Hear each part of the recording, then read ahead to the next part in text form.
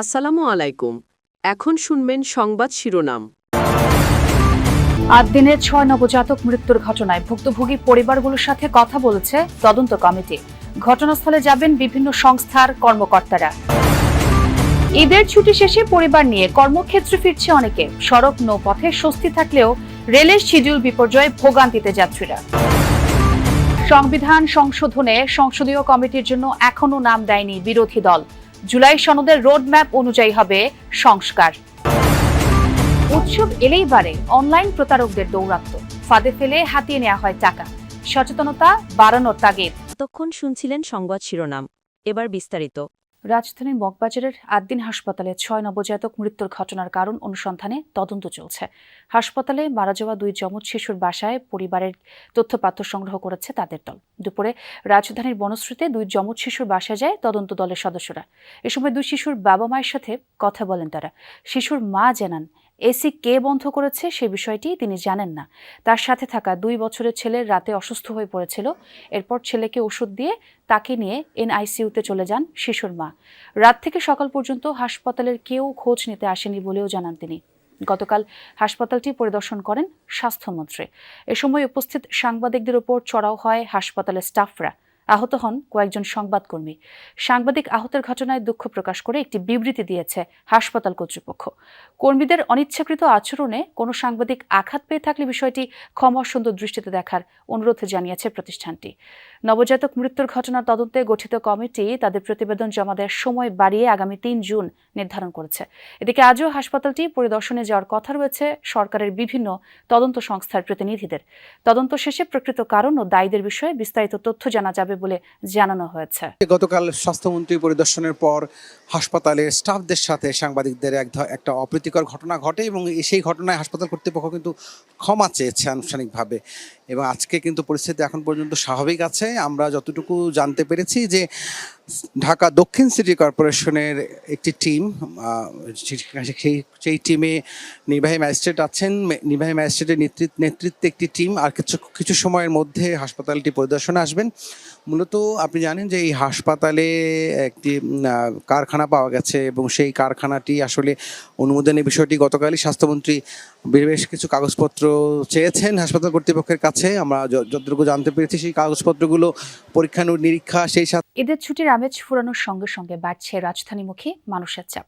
ফিরতি যাত্রা শুরুতেই ট্রেনে ছিল না স্বস্তি। এখনো পুরোপুরি ভিড় না বাড়লেও কমলাপুর রেলওয়ে স্টেশনে যাত্রীদের অপেক্ষা যেন কমছে না।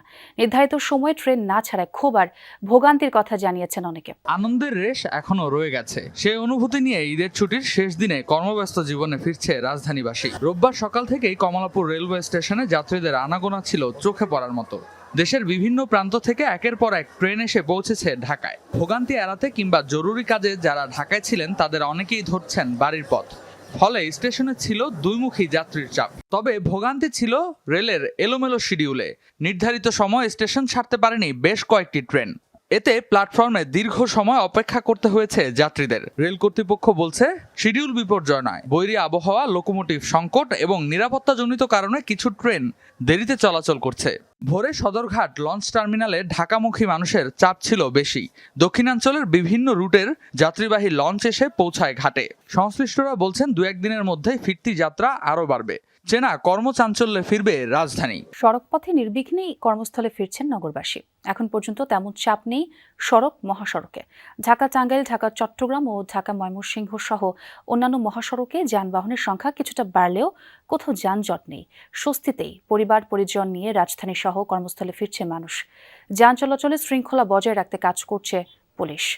মহাসড়কের বিভিন্ন পয়েন্টে মোতায়েন রয়েছে অতিরিক্ত পুলিশ সদস্য। এদিকে রাজবাড়ীর দৌলতদিয়া ঘাটে বাড়ছে যাত্রী চাপ, তবে নেই যানবাহনের দীর্ঘ সারি। ফিরতি যাত্রায় স্বস্তির কথাই জানিয়েছেন যাত্রীরা।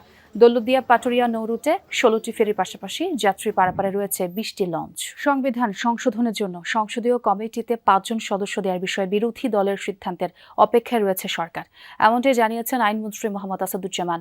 সকালে ঝিনাইদহের শৈলকুপায় এক অনুষ্ঠানে তিনি বলেন, বিরোধী দলের থেকে নাম পাওয়া গেলে সংবিধান সংশোধনের জন্য জুলাই সনদের পথ ধরে এগোনো হবে।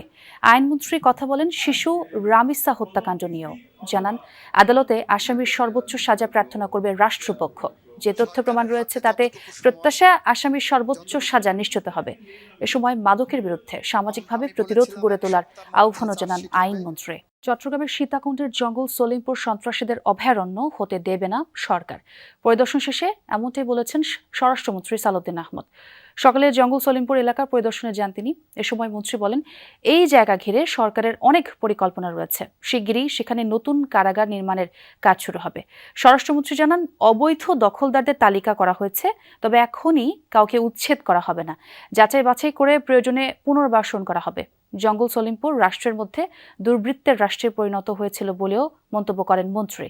বলেন, সরকার দায়িত্ব নেওয়ার 1 মাসের মধ্যেই সন্ত্রাসীদের অভয়ারণ্য ধ্বংস করে দেয়া হয়েছে।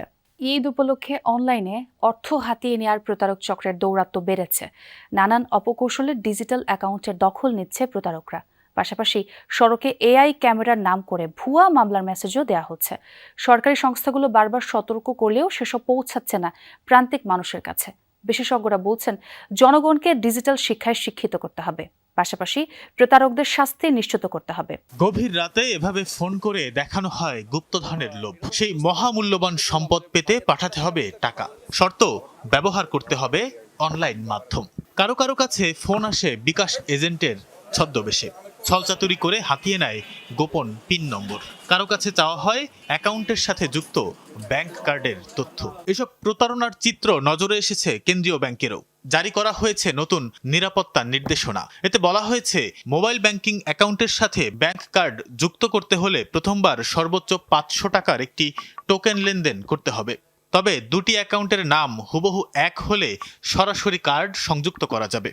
ডিজিটাল লেনদেনে সতর্ক থাকতেও নির্দেশনা দেওয়া হয়েছে বাংলাদেশ ব্যাংকের পক্ষ থেকে। সম্প্রতি চালু হয়েছে এআই ভিত্তিক সড়ক আইনে মামলা কার্যক্রম। সেখানেও ফাঁদ পেতেছে অনলাইন প্রতারক চক্র।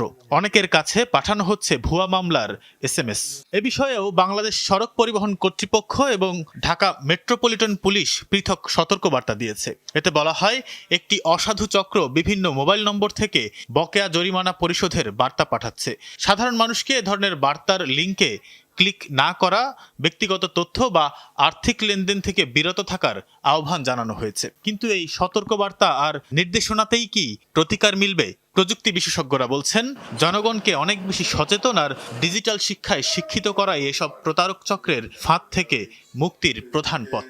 সেই সাথে দরকার প্রতারকদের কঠিন শাস্তির ব্যবস্থা। ডিজিটাল প্রতারক চক্রের ফাঁদে পড়ে অনেকেই নিঃস্ব হচ্ছেন। প্রযুক্তির উৎকর্ষের যুগে এই প্রতারক চক্রকে নির্মূলে এখনই শক্ত ডিজিটাল প্রতিরোধ ব্যবস্থা গড়ায় জোর দিচ্ছেন বিশেষজ্ঞরা। পবিত্র হজ পালন শেষে দেশে ফিরছেন হজযাত্রীরা। হজ ফ্লাইটের আজ দ্বিতীয় দিন। আজ 14টি ফ্লাইটে 5,795 জন হাজি দেশে আসবেন। সকাল 10টার দিকে হজরত শাহজালাল আন্তর্জাতিক বিমানবন্দরে আজকে